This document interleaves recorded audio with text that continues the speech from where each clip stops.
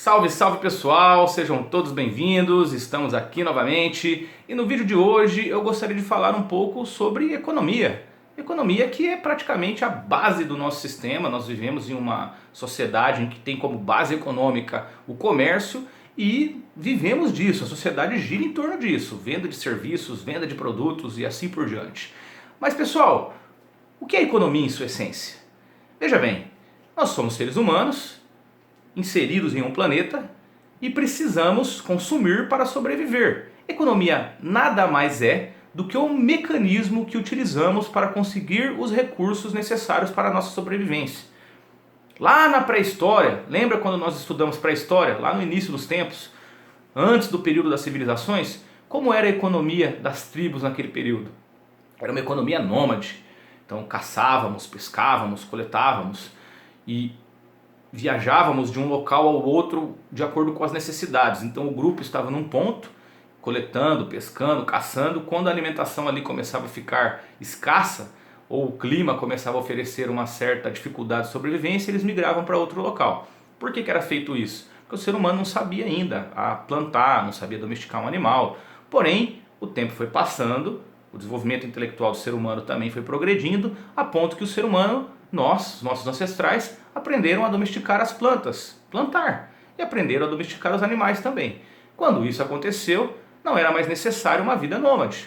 A humanidade então pôde se fixar num determinado ponto e começar a produzir seu próprio alimento. Começa um novo momento da história. Começam a surgir as primeiras civilizações, que tem como base ali a agricultura. A agricultura e a domesticação dos animais vão abastecer a sociedade, mas os produtos também vão começar a ficar, vão sobrar, vai ter sobra de produto. O que acontece com a sobra de produto? Você troca com outra cidade. Então os mercadores de uma determinada cidade começavam a trocar produtos com mercadores de outras determinadas cidades.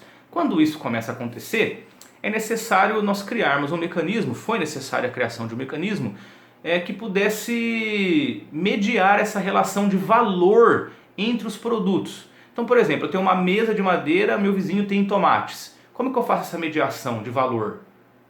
Quantos tomates valem uma mesa? Então, essa necessidade fez que começasse a surgir as moedas. A sociedade é monetizada até os dias de hoje, mas o princípio está nisso aí, na necessidade de regulamentar o comércio. O tempo foi passando, estamos aqui nos dias de hoje, século 21, beleza? 2021, ano de 2021, e o planeta Terra hoje possui uma economia global. Existe uma relação econômica entre os países, existem fronteiras entre esses países. Um produto precisa pagar imposto para entrar num determinado local. Então sai um produto dos Estados Unidos, vai entrar no Brasil, tem um imposto. A economia ela é muito mais complexificada, mas tem algo em comum lá do passado, que é a monetização da sociedade. Vivemos em uma sociedade monetária e as nossas relações econômicas estão todas embasadas nessa relação monetária, beleza? Então eu vou trabalhar dentro de uma empresa, eu vendo a minha hora de trabalho, recebo uma quantidade X de valor em moeda e aí eu posso articular no sistema, beleza? Conforme a sociedade foi se complexificando e começaram a surgir as empresas, a exploração do funcionário dentro de uma empresa era muito grande. Então lembra quando nós estudamos a Revolução Industrial e aí mulheres grávidas trabalhavam, crianças trabalhavam, não tinham regras que regulamentavam o trabalho, então a exploração era muito maior dentro de uma empresa. O Estado media isso, cria regras trabalhistas para tentar minimizar um pouco essa questão exploratória, né, que foi surgindo no decorrer da história da humanidade. Essas leis existem até os dias de hoje, mas de toda forma um funcionário que vende sua força de trabalho para uma empresa, ele tem uma certa exploração, porque o dono da empresa vai ter alguns gastos que esse funcionário não tem. Por exemplo, os impostos em cima do estabelecimento, os impostos em cima da própria contratação do funcionário, os gastos de manutenção da empresa.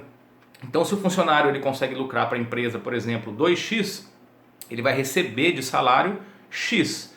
O restante é para arcar com os gastos da empresa. Então, existe essa relação de exploração. É claro que nós devemos saber diferenciar o que é uma empresa multinacional, por exemplo, uma Coca-Cola, do o que é uma empresa municipal, por exemplo, uma padaria, um açougue, um supermercado que atende apenas o município. Vai ter uma relação diferente ali. beleza? É muito diferente de você comparar um comércio local com uma Ford, com uma Coca-Cola, com um McDonald's, com uma Mitsubishi e assim por diante. Existe uma relação entre os países, então, por exemplo, a Coca-Cola, uma empresa multinacional dos Estados Unidos, vende seus produtos no Brasil. Existe um certo valor de importação.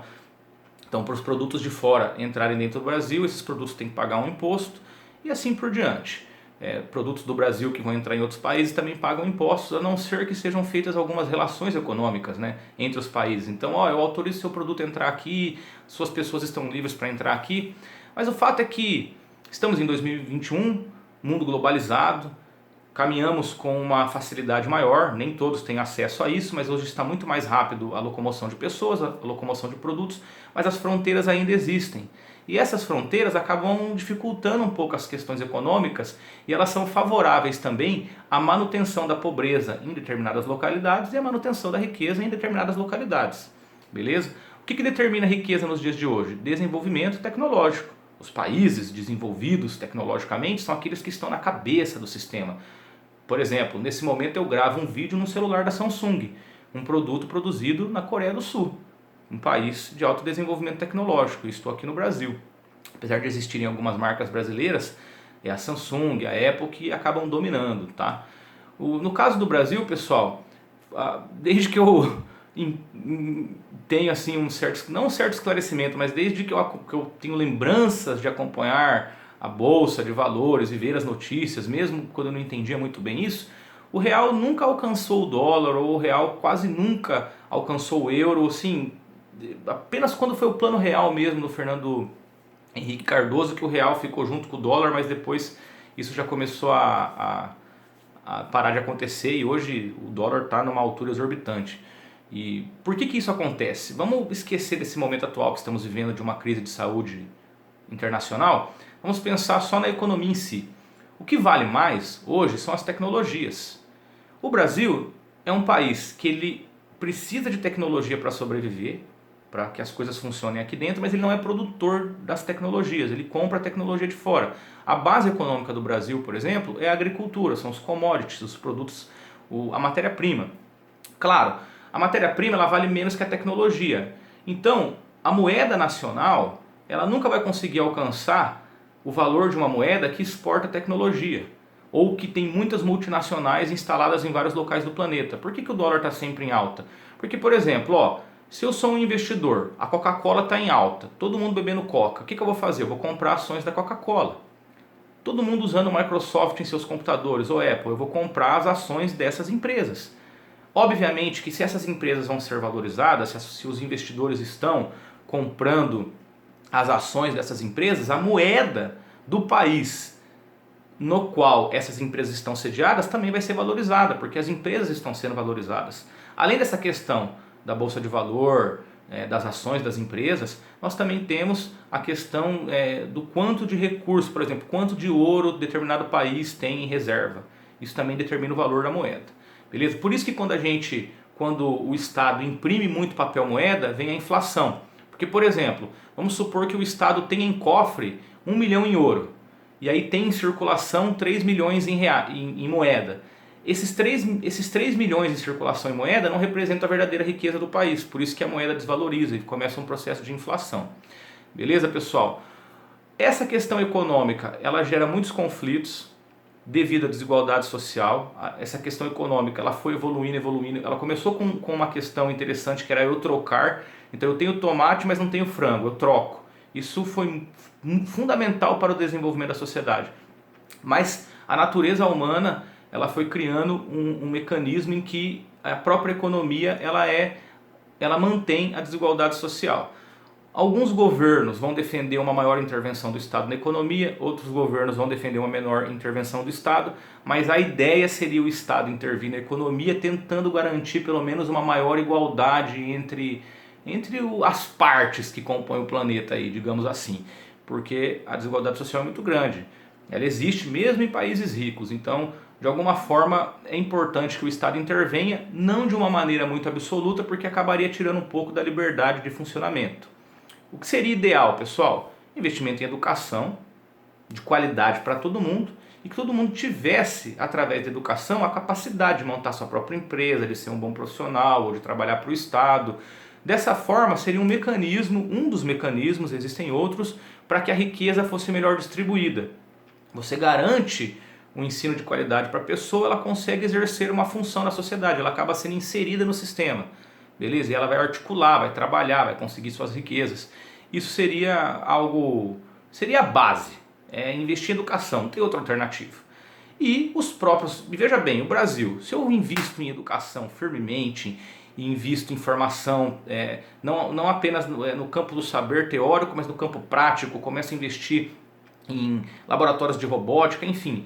Um adolescente de, sei lá, 15 anos, 16 anos, pode ter uma ideia e através de um centro de ensino ali com recursos, ele consegue desenvolver uma tecnologia que pode se tornar uma multinacional e pode sair vendendo produto para fora do país, e aí a moeda do país começa a se valorizar. Se acontece isso, isso é bom para o país porque economicamente vai dar um salto.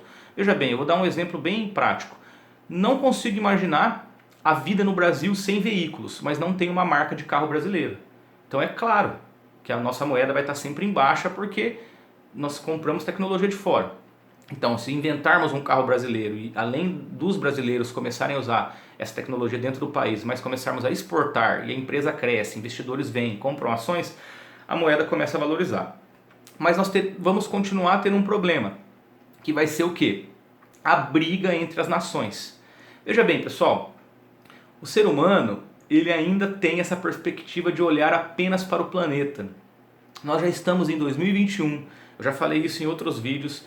Uma nova perspectiva está surgindo, um olhar para fora do planeta está surgindo, mas o ser humano, de maneira geral, não percebeu isso. Nós estamos presos ainda a dogmas pequenos em que a nossa visão está limitada à Terra e isso fica gerando essas brigas econômicas. E pense bem, pessoal, qualquer crise que surge afeta a economia, porque as crises afetam a nós e somos nós, ao acordar, a trabalhar, ao articular no sistema, que fazemos a economia girar. Se ficarmos parados, a economia não gira. É o nosso movimento, são os passos, é o viver do ser humano que faz com que a economia gire. Beleza, pessoal? Então, acredito que de uma forma mais simplista tentei explicar um pouco aqui como funciona a economia. Mas lembrando, pessoal, que é uma necessidade que essas fronteiras comecem a ser rompidas. Eu acredito que as fronteiras culturais, elas ainda vão continuar existindo porque tem uma coisa muito grande dessa questão da identidade, do nacionalismo. Sou brasileiro, sou norte-americano, sou japonês, sou europeu e dentro da Europa vários países também. Então tem essa questão cultural, mas por uma questão econômica, essas barreiras alfandegárias, esses impostos, devido a essa globalização, eles vão ter que começar a ser repensados porque existe a necessidade de uma circulação mais rápida de pessoas e de produtos na atual situação de desenvolvimento tecnológico do planeta. Tem que ter um maior contato entre as pessoas. Lembre-se que eu falei que é para tirar do que eu estou dizendo essa situação de saúde pública internacional que estamos passando, essa crise de saúde pública internacional. Se tirássemos isso, tivesse a sociedade funcionando ali perfeitamente, romper essas barreiras será necessário, mesmo porque uma nova perspectiva está surgindo. O olhar não apenas para dentro do planeta, mas o começar a olhar para fora. Mas eu vou deixar isso para outro vídeo, beleza? Fico muito agradecido pela atenção de todos vocês, espero ter conseguido passar um pouco das minhas ideias em relação à economia. Quem gostou do vídeo, deixa aquele like pra gente, se inscreve no canal, deixe seus comentários, vamos dialogar, é muito importante a participação de vocês. E esse foi mais um vídeo da série Passando por Aqui, só para dar um toque. Valeu!